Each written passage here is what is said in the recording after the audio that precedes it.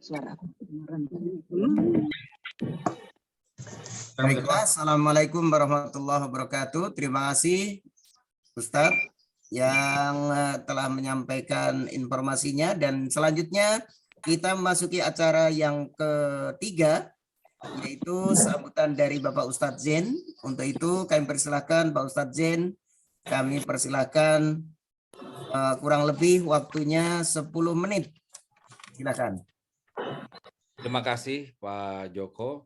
Assalamualaikum warahmatullahi wabarakatuh. Waalaikumsalam warahmatullahi wabarakatuh. Alhamdulillahirabbil alamin wa bihi nasta'in ala umuri dunya waddin, wassalatu wassalamu ala asrofil anbiya'i wal mursalin wa ala alihi wa sahbihi ajma'in. Asyhadu an la ilaha illallah wahdahu la syarikalah wa asyhadu anna Muhammadan abduhu wa rasuluhu la nabiyya ba'dah.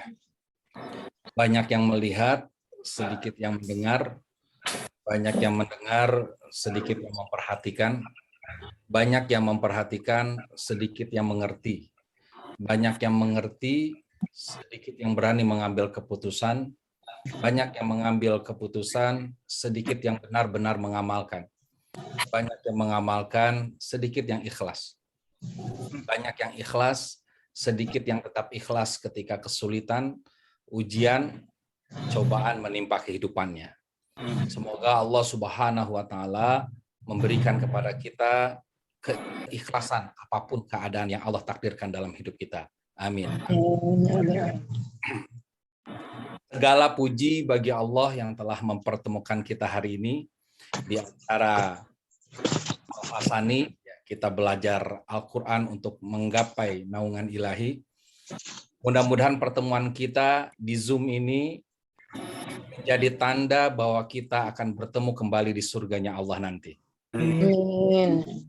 Salawat dan salam semoga tetap tercurahkan kepada junjungan kita, junjungan alam semesta Nabi Muhammad Sallallahu Alaihi Wasallam, serta keluarganya, sahabatnya, pengikutnya hingga akhir zaman. Semoga kita bisa istiqomah dengan mempelajari ayat-ayat Al-Quran, bisa istiqomah mengikuti sunnah-sunnah, langkah-langkah beliau, sehingga kalau yang kita ikuti langkah-langkah Nabi, sampainya pasti ke surga insya Allah. Tapi kalau yang diikuti langkah-langkah setan, sampainya ke neraka. Nauzubillahi min dzalik. Terima kasih juga kepada Ustadz Rizal, ya, founder, ya, owner, pimpinan dari Al-Hasani, ya, telah mempersilahkan untuk memberikan sedikit waktu, ya, untuk memberikan motivasi yang hari ini. Motivasi ini saya kasih judul Keajaiban Berlapang Dada dalam Memahami Bahasa Al-Quran. Teman-teman sekalian, sahabat, Bapak Ibu, yang insya Allah di sini banyak yang secara status, secara usia ini cocok jadi ayah saya di sini, ya. Mohon izin, ya, saya memberikan sedikit inspirasi, mudah-mudahan berkah untuk kita semua dan keluarga kita, pasangan kita, semuanya rame-rame nanti masuk ke surga Allah Subhanahu wa taala. Amin, ya. Nama saya Nunu Zainul Fuad, biasa dipanggil Zain atau Kang Zain. Saya dulu pernah belajar metode Al-Hasani langsung dari Ustadz Rizal, dan waktu itu saya sungguh, ya, terpesona lah begitu. Wow, ya, ternyata, ya, yang biasanya di pesantren belasan tahun, ya, di sini hanya hitungan hari, insya Allah bisa, ya, bisa, asalkan tentu saja kita punya kemampuan dan kemampuan, ya, kemauan, salah satunya berlapang dada menghadapi kesulitan yang hadir, ya. Kenapa penting kita berlapang dada dalam belajar Al-Quran? Ya, karena Al-Quran ini kan sangat berat, tapi satu sisi sangat mudah. Berat bagi orang yang sombong, mudah bagi orang yang merendah di hadapan Allah Subhanahu wa taala. Sehingga gunung pun hancur ketika akan diamanahi Al-Quran. Karena nggak sanggup, ya, nggak sanggup. Tapi manusia yang bertakwa, yang beriman kepada Allah, akan dipermudah oleh Allah untuk bisa mempelajari Al-Quran dan mengamalkannya. Saya tinggal di Bogor, Bapak Ibu sekalian, ya. Saya tinggal di Bogor. Alhamdulillah ketemu dengan Ustadz Al-Hasani, Ustadz Rizal Al-Hasani, ya, di Sentul waktu itu, ya. Alhamdulillah, ya. Saya belajar dahsyat. Ibu-ibu, bapak-bapak sekalian, kalau mengikuti metode ini, insya Allah akan mendapatkan pencerahan bahwa ternyata Al-Quran itu mudah dan dimudahkan oleh Allah Subhanahu wa taala. Asalkan apa? Kita mampu tawadu, rendah hati, berlapang dada, mengikuti yang disampaikan oleh Ustadz Rizal. Ya, insyaallah. Baik ya. Hidup adalah pilihan Bapak Ibu sekalian. Apapun yang terjadi dalam kehidupan kita itu adalah pilihan kita. Boleh tangannya diangkat sebelum dilanjutkan? Tangannya diangkat begini. Bapak Ibu, mohon keikhlasannya diangkat seperti ini tangannya. Ya, boleh. Terima kasih. Dikepalkan begini, boleh? Boleh. Ya, sekarang arahkan ke dagu masing-masing. Oke. Oke, dagunya di mana Bapak Ibu? Dagu. Aduh. Oke. Kalau dagu terlalu kening ya. Kalau saya tanya kenapa dagunya pindah ke jidat, itu kalau saya training ya, biasanya jawabannya, nah itu jawabannya karena lamun. Ustadz sih salah, jadi kami ikut salah. Tidak fokus. Nah, yang bagus jawabannya seperti itu karena kami tidak fokus. Itu jawaban introspeksi. Tapi tidak sedikit orang yang jawabannya menyalahkan orang lain kan gitu. Kenapa saya salah? Ya, ikut-ikutan orang lain. Kita salah itu pilihan kita. Ya. Terpesona sama Ustadz.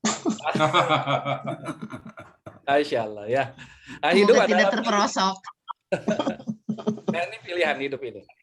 Seseorang sakit hati, seseorang kecewa, seseorang sempit hatinya, itu bukan karena disakiti, tetapi karena dia memilih untuk sakit hati.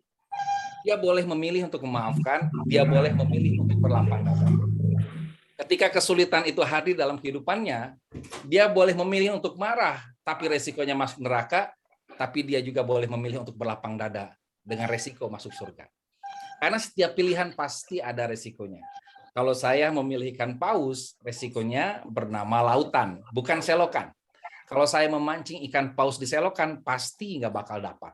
Walaupun itu selokan terbaik yang ada di alam semesta, walaupun saya mancingnya khusyuk luar biasa. Ya Allah, tolong hadirkan ikan paus di selokan ini, ya Allah. Tidak ada. Yang ada ikan apa? Benur, ya, ikan berenyit, ya, cebong, ya, ikan apa? Kepiting, ya, ya, ikan-ikan kayak gitu yang ada, ya. Lele kuning mungkin ya ada, ya, tapi tidak ada ikan paus. Nah, di sini kita belajar bahwa setiap pilihan pasti ada resiko yang seimbang, yang selaras. Maka kita kalau memahami ini, kalau nanti pas belajar metode Al-Hasani ada kesulitan, ya pasti ada kenikmatan di balik itu. Ya Allah, siapkan. Ada sulit, ada nikmat. Fa inna ma'al usri yusra. Inilah keseimbangan. Maka kalau dalam bahasa Jawa ada istilah sawang sinawang. Ya. Kang Zen orang itu enak. Kenapa mobilnya mewah? Loh, emang kenapa kalau mobilnya mewah? Nyaman Kang Zen. Loh, emang kenapa? Ya nyaman, enak. Kamu lihat nyamannya saja. Kamu cuma lihat enaknya saja. Loh, emang kenapa Kang Zen? Itu cicilannya 20 juta per bulan. Seimbang antara kenikmatan dan kesulitan. Tinggal kita pilih mau naik mobil mewah tapi cicilan 20 juta per bulan atau naik ojol tapi cash, kan begitu. Hidup ini adalah pilihan. Maka orang-orang beriman, ya, kenapa dikatakan beriman? Karena iman itu artinya yakin, memilih dengan yakin. Kalau sudah memilih dengan yakin, maka dia akan timbul yang namanya ketegasan. Hidup ini akhirnya yang dilihat bukan cara berpikir kita, tapi bagaimana ketegasan kita dalam memilih sesuatu. Dan itu tidak mudah. Dan kalau saya perhatikan orang-orang yang sukses itu punya ketegasan. Dan tegas lahir bukan dari pikiran, tegas lahir dari keyakinan. Tegas bukan lahir dari perasaan, tapi tegas lahir dari keimanan. Maka ketika seseorang sudah punya ketegasan, keyakinan, ya Allah, saya hadir di metode Al-Hasani ini, belajar di sini adalah pilihanmu, dan saya memilih untuk mengikuti pilihanmu. Saya ikhlas, apapun kesulitan yang hadir dalam pembelajaran hari ini, saya berlapang dada. Sampai selesai, 1 bulan saya berlapang dada, apapun kesulitannya, maka ya Allah berikan saya pemahaman terbaik darimu. Ketegasan. Nah, untuk tegas ini, butuh yang namanya menghilangkan huruf S dari kata tegas, butuh tega. Ini nggak mudah, ya, tega. Karena apa? Ujiannya pasti banyak. Ya, ujiannya banyak. Tiba-tiba ada acara ini, tiba-tiba ada acara itu, absen lagi, ya. Padahal awalnya sudah punya, dan itu tidak mudah. Maka untuk tega ini harus kita latih, ya. Bagaimana cara melatihnya? Kita yakin mana yang benar, itu yang disebut dengan tega. Begitu. Ayah bunda sekalian ya. Oke, ini ada ilustrasi sederhana.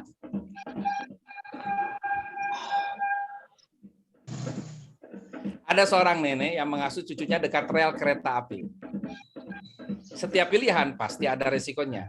Resiko mengasuh dekat rel kereta api apa? Resikonya ada kereta lewat.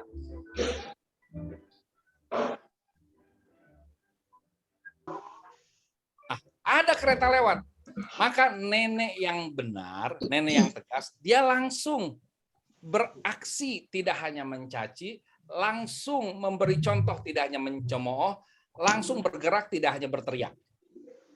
Tapi ada mungkin orang-orang lain di luar sana, ketika dia seperti itu, dia komennya, wah dasar masinis nggak tahu diri, sudah tahu ada anak kecil di rel kereta api, malah lewat, masinis nggak tahu diri, dasar. Nah ini kan aneh.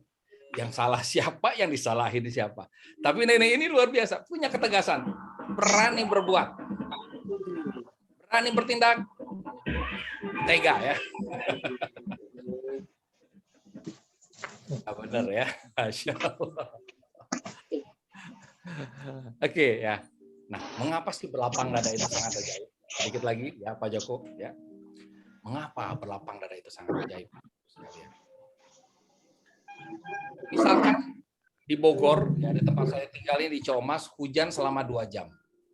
Lalu saya keluarkan 1 ember kosong, ya, 1 ember kosong. Hujannya selama 2 jam, saya keluarkan 1 ember kosong. Ketika hujan berhenti, maka tertampunglah air sebanyak 1 ember. Bapak Ibu sekalian, kalau di Bogor hujannya nggak 2 jam, hanya 15 menit. Hanya 15 menit. Tapi saya keluarkan embernya bukan 1 yang kosong. 15 ember kosong saya keluarkan. Maka ketika hujan itu berhenti, yang tertampung 15 ember air. Di sini saya belajar. Kita juga bisa belajar. Tidak ada masalah dengan jumlah hujan dari Allah. Yang masalah adalah dengan kapasitas daya tampungnya. Tidak ada masalah dengan solusi dari Allah. Yang masalah adalah kelapangan hati dan dada kita. Tidak ada masalah kesulitan yang Allah berikan. Karena Allah sudah janji di balik kesulitan ada banyak kemudahan. Yang masalah adalah kelapangan. Kalau dada kita sempit, yang masuk yang sulitnya aja. Aduh, ini sulit ya, sulit. Kenapa sulit terus yang kita bilang? Karena dada sempit. Kalau dada lapang, alasannya mudah ya, mudah. Ada sih sulitnya, tapi banyak mudahnya. Kan gitu. Karena kelapangan. Kalau kita bayangkan garam 1 sendok, ayah bunda, dimasukkan ke dalam air 1 gelas, akan membuat air dalam 1 gelas itu menjadi asin.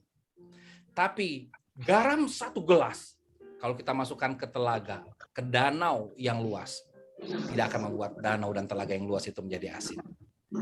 Ini kita belajar, tidak ada masalah dengan jumlah garamnya, yang masalah dengan kapasitas keluasan airnya. Jika dada sempit, yang gampang akan terasa sulit. Tapi jika dada lapang, yang sulit akan terasa gampang. Maka mudah-mudahan Allah gampangkan Al-Quran itu masuk ke dalam hati jiwa kita melalui metode Al-Hasini ini. Dengan yakin setiap yang Allah berikan ini yang terbaik. Tidak ada takdir Allah yang benar-benar sulit. Allah selalu menjanjikan fa inna ma'al usri yusra. Inna ma'al usri yusra. Dalam satu kesulitan, insya Allah minimal ada 2 kemudahan, bahkan ada ratusan kemudahan. Mudah-mudahan tausiah singkat ini, sambutan singkat ini menjadi manfaat untuk kita semua. Terima kasih atas atensi dan perhatiannya. Mohon maaf lahir dan batin. Ikhtiar itu ibadah, sukses itu hadiah, usaha itu kewajiban, hasil itu kejutan. Nikmati proses, matikan protes, hiduplah progres, pastilah sukses. Assalamualaikum warahmatullahi wabarakatuh. Waalaikumsalam warahmatullahi wabarakatuh.